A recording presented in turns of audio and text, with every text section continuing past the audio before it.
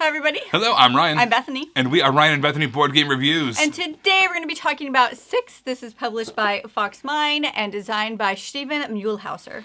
Yeah, this is not named 1, 2, 3, 4, or even 5. This is 6. 6. You need an additional hand. It's called that for 2 reasons. First of all, it's all about hexes, which have 6 sides. And then also, in order to win the game, you need to make a shape made out of 6 of these hex pieces. Let me show you how to play. All right, here we have our 3 different win conditions for the game of 6. You're trying to make either this shape, 6 in a straight line, or make 6 that form a little triangle there, or make 6 that make that little ring. If you are able to make one of those shapes before your opponent, you are going to be the winner. All right, let's see how it starts out. So basically, we're going to have 1 black and 1 red touching. Now, the black player, they're going to go first.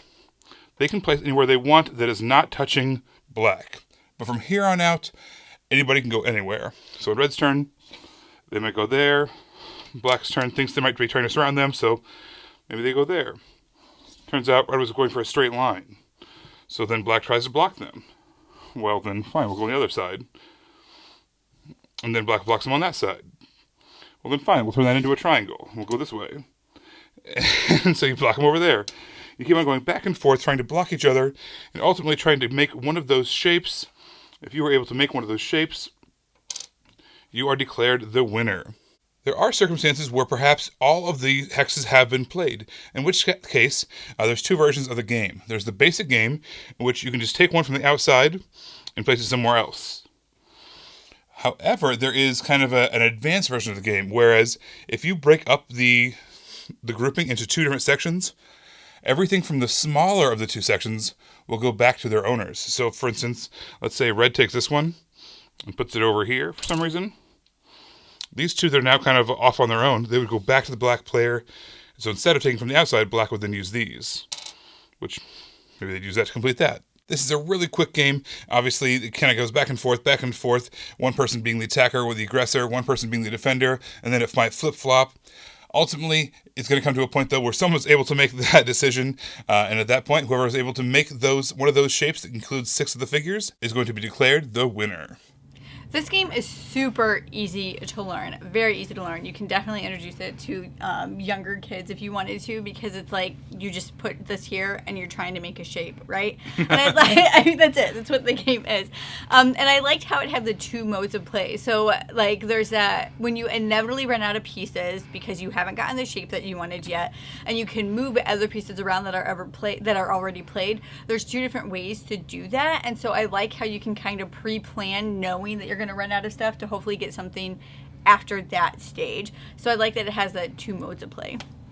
I felt like this game was equal parts both blocking and advancing your own ideas, right? So you want to, if you see someone else getting close to making one of those shapes that you need, you want to quick block them before they get to that point.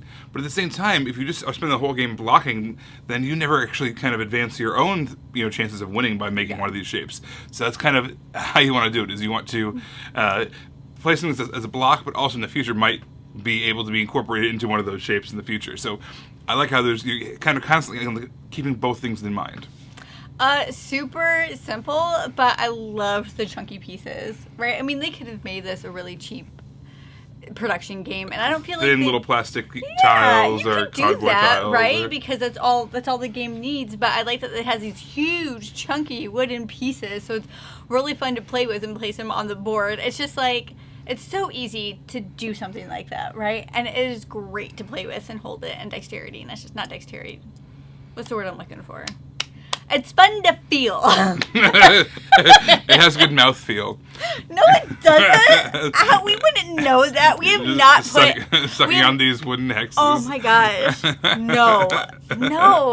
Gosh. I'm not even sure what word you're looking for. There's a word there, but I don't know what it is. Yeah, it's just like about the feel. The tactile? Yes. Good mouth feel. It has good hand feel. Oh, wow. It got weird. We're professional.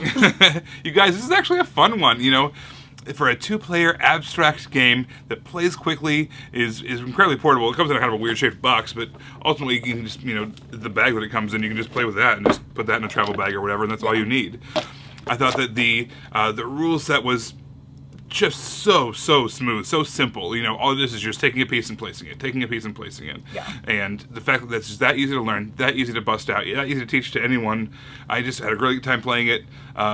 It's not necessarily my favorite 2-player game, but when we bust it out every time, we have a good time. Yeah. It's not like we have a regret that we had played it. Exactly. I don't have anything original to say out of what Ryan said. I liked this game. It was fun. I like playing it. The 2-player, it's quick.